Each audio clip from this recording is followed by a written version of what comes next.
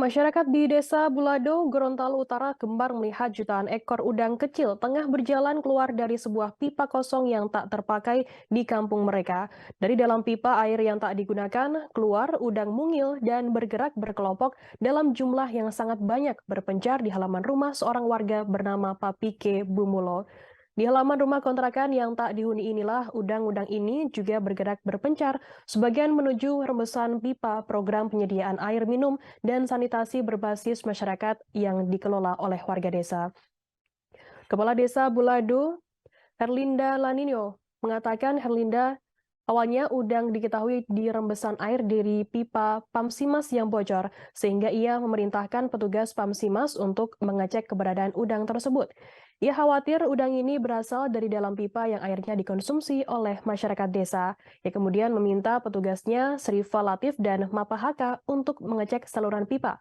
Dari peninjauan lapangan, petugas air ini diketahui udang kecil yang biasa disebut warga desa dengan istilah Hele Yinulo atau udang minyak ini tidak muncul dari pipa air.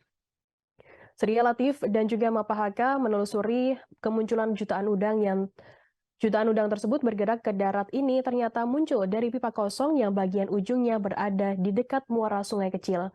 Dari muara inilah jutaan ekor udang memasuki pipa yang tak digunakan menuju permukiman warga di bagian atas. Kemudian kemunculan jutaan ekor udang ini membuat warga senang. Mereka menangkapi tanpa harus susah payah. Cukup meletakkan piring atau wadah lain di jalur jalannya udang, maka udang-udang ini akan masuk dan dikumpulkan dalam wadah yang besar. Oleh para warga desa yang umumnya bekerja sebagai nelayan, udang ini digunakan untuk umpan ikan. Sebagian besar lainnya dijemur untuk diawetkan dan dijual ke pasar dengan harga Rp20.000 untuk setiap satu kaleng wadah kental manis. Menurut Surya Latif, udang ini setiap bulan memang muncul, namun kemunculannya tidak sempat menaiki daratan. Biasanya hanya ditemukan di perairan saja. Jika nelayan sudah menemukan udang ini, mereka percaya akan banyak ikan yang didapatnya. Sedia mengaku baru kali ini kemunculan Hele Yinulo ini sampai naik ke daratan.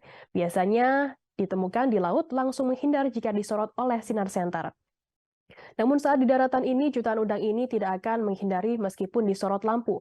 Dalam sebuah jurnal berjudul Life's History Migration of the Amphidoromus River Shrimp Macrobrachium Ohion from the Continental Large River ditulis oleh Raymond Bauer dan James menjelaskan ada beberapa jenis udang yang punya kebiasaan unik.